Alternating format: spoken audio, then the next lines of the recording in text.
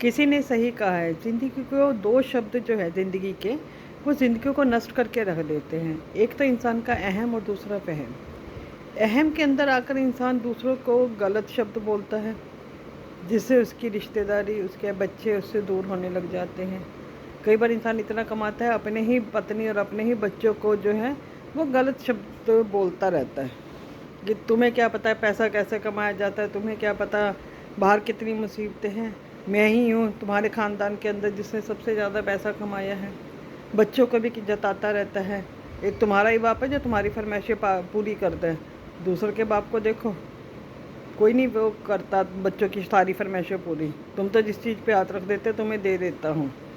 ये एक तरह का अहम ही है। और ये अहम जो है ना, जिस टाइम बोलता है इंसान, जिप नहीं लगाता अपने मुंह को, तो अपने बच्चों से दूर होता चला जाता, अपनी पत्नी से दूर हो जाता है। और जब वृद्धावस्था आती है तब ये कहने लग जाता है इंसान कि मेरी परिवार ने मेरा साथ नहीं दिया। परिवार तो साथ देने के लिए तैयार था, लेकिन आपका अहम आड़े आ रहा था।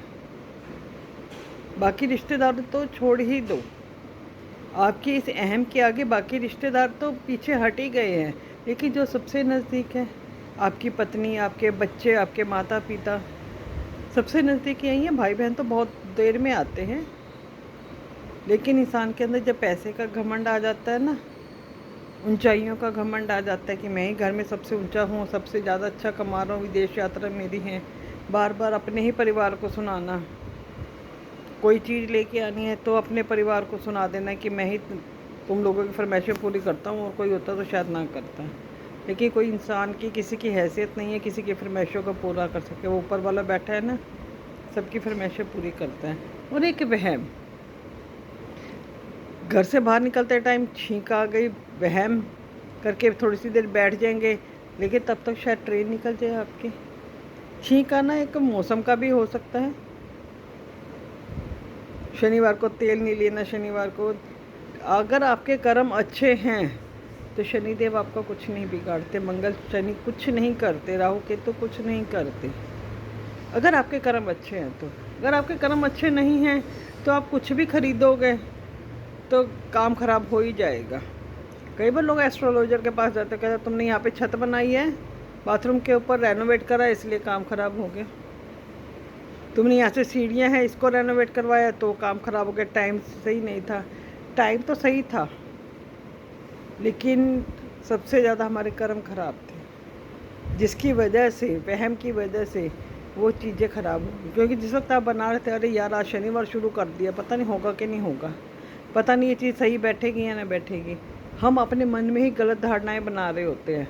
और कहते हैं ना, जो हम गलत धारणाएं बनाते हैं या सही बनाते हैं, वही चीज़ सत्य भी होती है। मुंह पर सरस्वती हर टाइम विराजमान है, ये नहीं कह सकते कि आप कभी कभी आती है, नहीं। सरस्वती तो हमारे मुंह पे हर टाइम विराजमान है। जो भी हम शब्द बोल रहे हैं उन्हीं की आज्ञा से ही बोल रहे हैं, उनकी आज्ञा के बिना तो नहीं बोल रहे। लेकिन अगर आप गलत शब्दों का प्रयोग करते हैं, वो तब भी तथास्तु कहते हैं।